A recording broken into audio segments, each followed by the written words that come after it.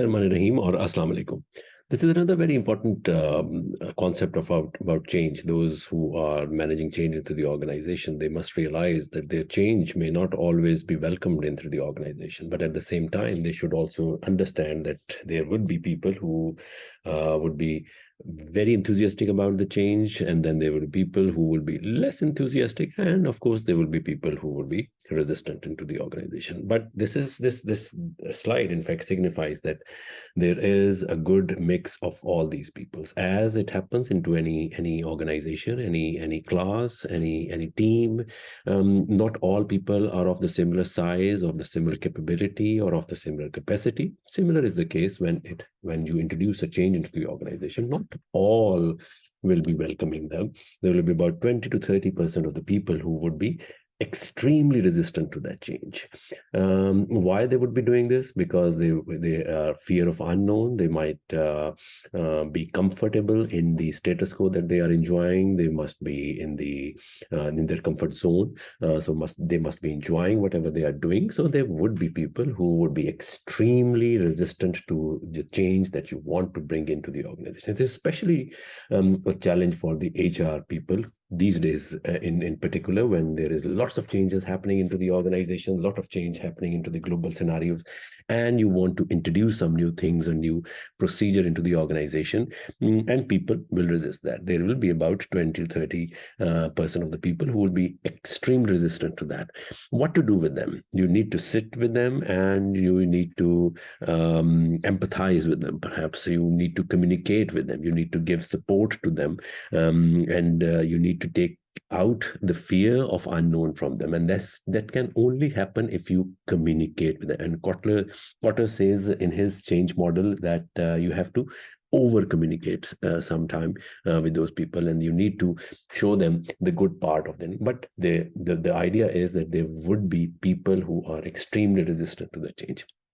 Then comes to the next people who are neutral, and they don't bother about what is happening. They are good if it happens. They are okay if it doesn't happen. So there are about 40 to 60. The major chunk is here. There are about 40 to 60% of the people who are in this category. They are neutral.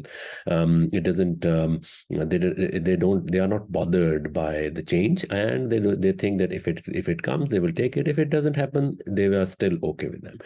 For them to buy the change, you have to shift them out of the neutral. And how you can do that? By selling the benefits of the change, and then opportunities for their involvement also. You need to put them into a situation where they are involved and they are engaged into the organization, and giving them by perhaps some targets or some projects or some tasks into the change, so that they should also feel that, okay, this is a good thing that is happening. If, by the way, the caveat is that if, by the way, the change is positive, if you're doing something very negative or something very bad, then of course this whole mechanism is useless. But if you are doing something which is procedurally good, which is ethically good, which is something which is known to have to change the lives of the people, or perhaps increase the productivity of the organization, and that is good for the overall ecosystem of the organization and of the area that you're working in, then of course this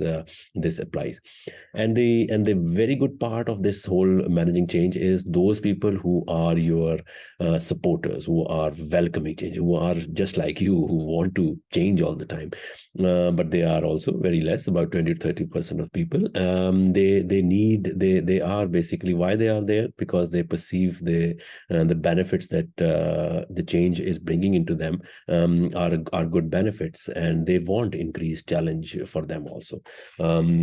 What you need to do with them is that you need to recognize that yes, you are there and you are allies into the organization, and you can take it forward by delegating them some important tasks, so that they should more feel themselves that they are more included into the whole process of change, because they are already sold, they want to change, and they want to take up some challenges also in terms of the task that you're doing, and then you support them in their activities or in their overall demeanor into the organization, and you help them in helping you, in fact, so to bring about the change in a productive manner.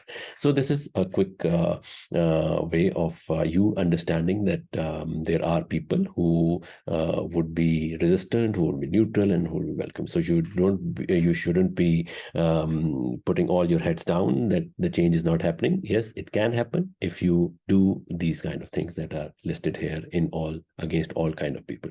Thank you very much. Take care. Khuda Hafiz.